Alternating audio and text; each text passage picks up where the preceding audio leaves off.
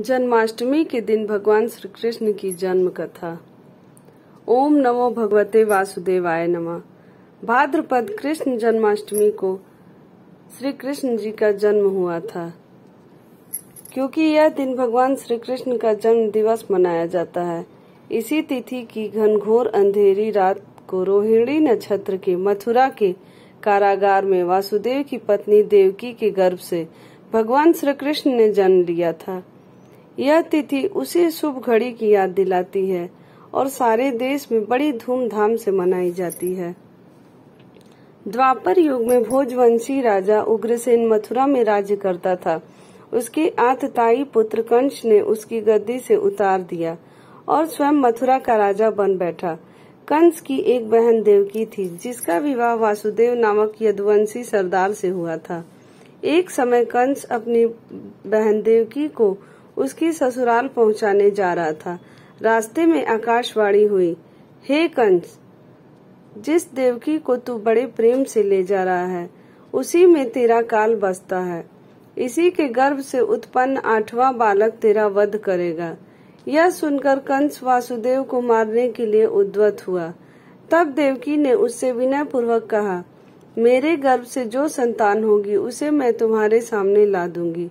बनोई को मारने से क्या लाभ है। कंस ने देवकी की बात मान ली और मथुरा वापस चला आया।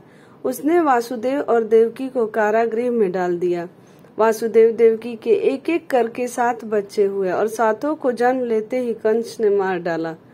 अब 8वां बच्चा होने वाला था। कारागार में उन पर कड़े पहरे बैठा दिए गए। उसी समय नंद की पत्नी यशोदा को भी बच्चा होने वाला था। उन्होंने वासुदेव देवकी के दुखी जीवन को देख 8वें बच्चे की रक्षा का उपाय रचा। जिस समय वासुदेव देवकी को पुत्र पैदा हुआ, उसी समय संयोग से यशोदा के गर्भ से एक कन्या का जन्म हुआ, जो और कुछ नहीं सिर्फ माया थी।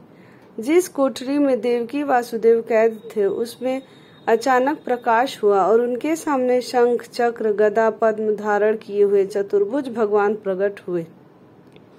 दोनों भगवान के चरणों में गिर पड़े। तब भगवान ने उनसे कहा, अब मैं पुनः नवजात शिशु का रूप धारण कर लेता हूँ। तुम मुझे इसी समय अपने मित्र नंद जी के घर वृंदावन में भेज आओ और उनके यहाँ जो कन्या जन्मी है उसे लाकर कंस के हवाले कर दो।